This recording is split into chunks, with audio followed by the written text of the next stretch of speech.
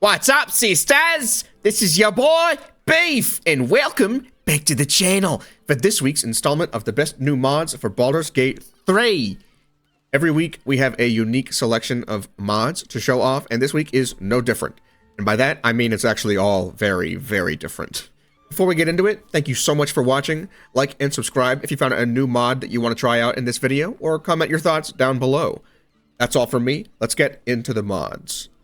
Starting off, we have a few different cosmetic mods to talk about. Our first mod is called Scantily Camp Outfit, and it obviously gives us a few Scantily Camp outfits.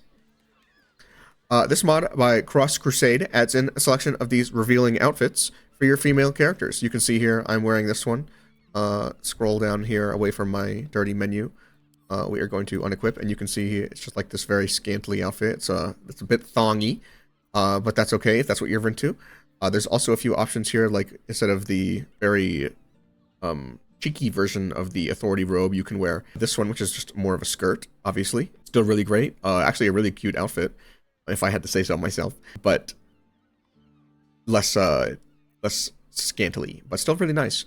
There's also the Helldusk version, which is the Helldusk armor, which is pretty... this one is, believe it or not, the less scantily version. This one right here is the more scantily version. As you can see, it's a little bit more bikini. There's also the mutilated carapace version, which is here. There's also the authority veil, which is kind of like a mask. You can see got the same thing for the mutilated crown, and also the demon mask and the mutilated mask. There's just a bunch of really cool thematic options here, or if you wanted to play a little bit of a scantily clad character. Next up, we have more emotes by mod.io user 2075108. This mod is really cool and basically just opens up the game's entire toolbox of animations and puts them at your disposal. Spawning into the tutorial chest is Backpack E, which contains numerous duplicates of several different ring options. Emote death, here you can see emote death. These are all just duplicates of the same one. But if we go ahead and take it, you can put it on yourself, and it will give you this emote death. And in here we have a bunch of different options: die, generic lifetime, dead pose 1, dead pose 3, pose 4, pose 5. Let's do 5, and we are in dead pose 5 now. Okay, I didn't mean to give us an upskirt right there. I'm really apologize about that. You can see here there's a bunch of different things like that. If we want to trade them out, we can try out a different one here. Like that's how I got this emote performance. This one is going to give us chopping leaves, injured, support sing 2, support sing 1, inspecting wound. Let's inspect a wound.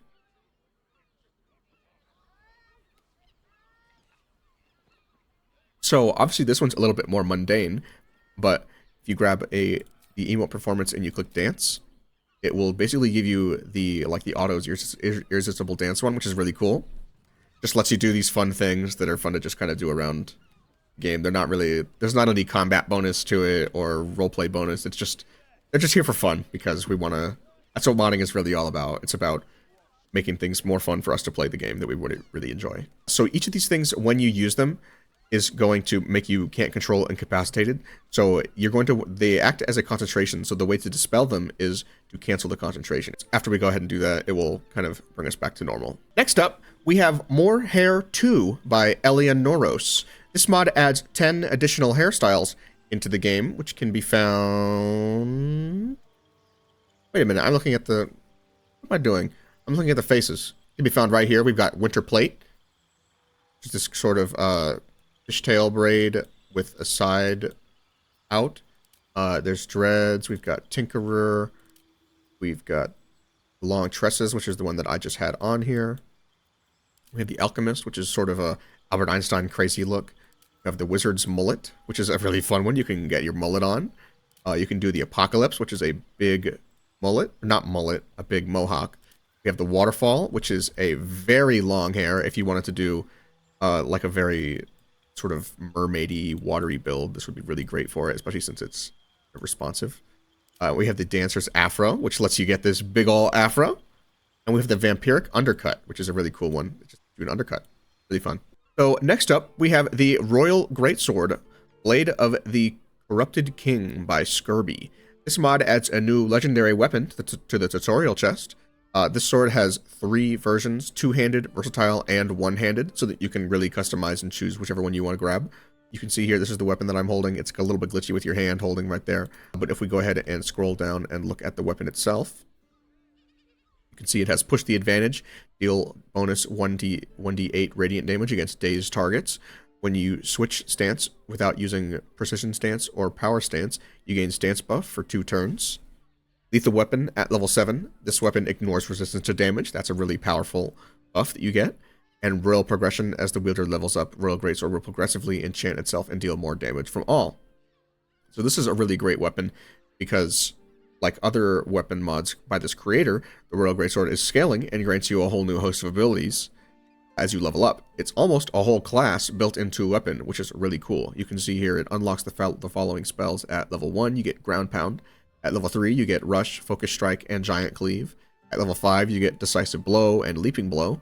At level 9, you get Mutilate, Blasphemous Storm. At level 10, you get King or Coward.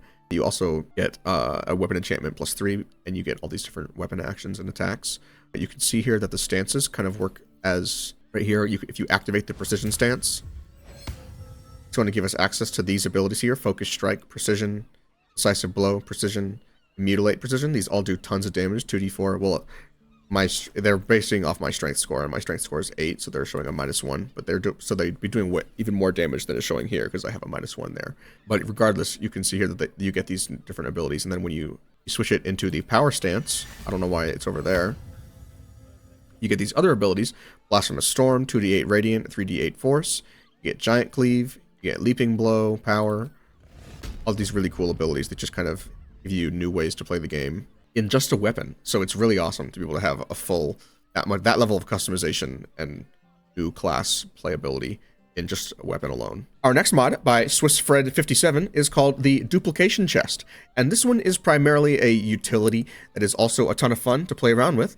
And if you guys have been wondering what this chest is doing right here, that's exactly what we're going to talk about right now. This mod is going to give you the Summon Duplication Chest spell. It's going to allow you to cast this to summon in this chest. It already called it in, but that's okay. So this chest of duplication, anything that you put into this chest will instantly duplicate upon closing the chest. As an example, we're going to pop it open, and we're going to take this elixir of health right here, put it in, close it, boom! Now we have 2 elixirs of health. You know what? I'm not satisfied. Let's put 2 elixirs of health in, close it, boom! Now we have 6? I don't know how I did that. I thought it would be 4, but we have more. That's okay. I'm not complaining. Now we're gonna put 6 in because I'm still not satisfied. Woo! Oh my god, 6 and 18. I don't know how I did that, but I'm really not complaining. I got what I wanted. I got more. I'm still not. Oh, the 6 and 18 is because the stacks go up to 18. So let's go ahead and do this. Let's put in another stack of 18. Boom! I didn't mean to do that, but I mean, you know, take all. It works for me. It's great. This is a really great, basically a really great way to get yourself a ton of items in the game if there's anything that you need to just get a bunch of, like, especially with arrows. This is really helpful to be able to get yourself some more arrows. But yeah, this is just a really fun mod to have, to be able to get a bunch of different duplications of pretty much any item you want. You can do that, or you can also do some unique items like armor pieces too. So that's really awesome to be able to kind of spawn in this armor duplicating things. You get additional armor sets on your characters, which is really great for, like, the gloves of dexterity. But, you know. Next up, we have the Ancient Mega Pack and REL random loot by Paramonov. I brought up the randomizer part of this mod last week, and now this version has fully added the full bundle of hundreds of new items into the game. Cloaks, armor, weapons, jewelry. This mod adds a shit ton of new options to kit your characters out.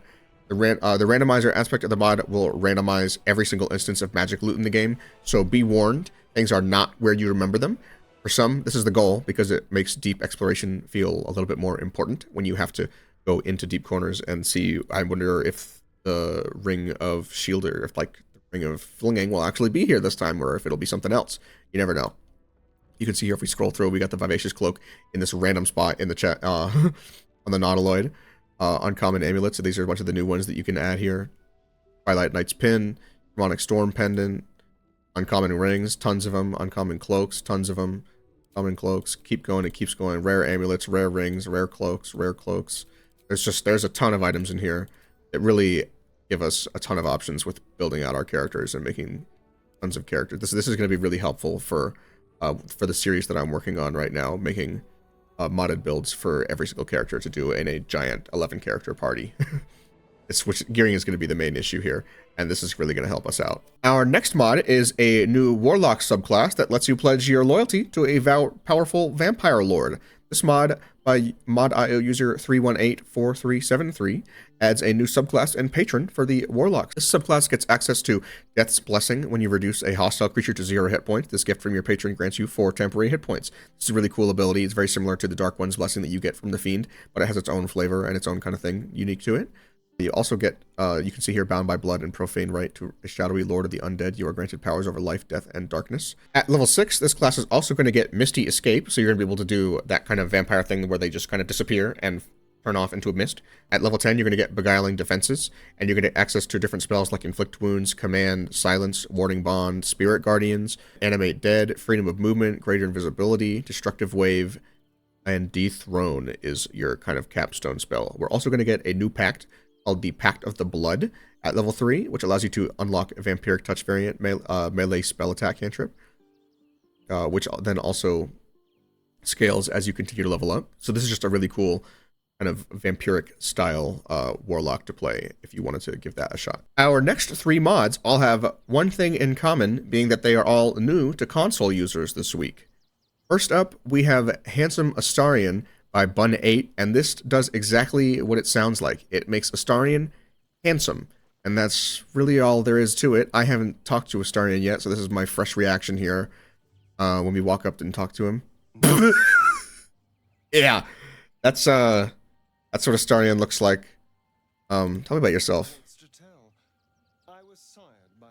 You can turn him into Handsome Astarion. Why not? And everything that came after, well, I'd rather not reflect on that. I think I've had enough of that for now. Our next mod for console is the Raptor Tamer subclass by Rosprey.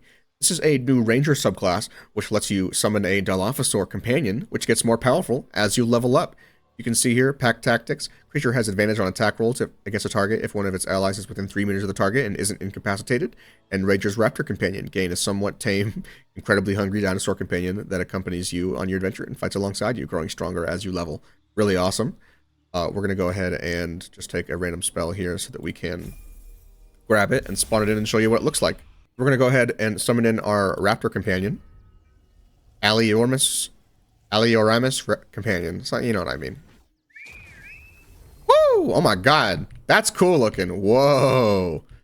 That's nasty. A clever girl named Susie. Level 4 Alioramus. Let's go ahead and pop on here and see what we can do. We have Bite, 5 to 11 damage, 2d4 plus 3, and we have Pounce, which is a jump attack that leaves them prone. It's very similar to the wild shape form, but you get to have it as a summon and free yourself up for doing other things like weapon attacks and ranged attacks. This is a really cool class. I'm really excited to mess around with this one and play with it. And finally, our last mod is Stronger Slayer by mod.io user 3184373. This mod gives a much needed boost in power to the Slayer form, which just feels lackluster compared to the power of some power builds in the game. You can see here that the changes it makes is the DC for saving throws made against the Slayer's attacks is calculated based on your strength score instead of your dexterity score. This always made sense to me because the Slayer forms has a generally higher strength than its dexterity score, so it always made sense to go with your strength score. I don't know why it was tied to your dexterity score.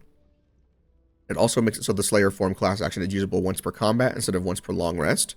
This means that you can make this a more integral part of your build and kind of include this in every combat encounter that you want to. But that should just about do it for this week's best new mods. What do y'all think of these options? Do any of them catch your eye? Don't forget to like and subscribe for more videos like this. Thank you so much for watching this far, and I will see y'all in the next video.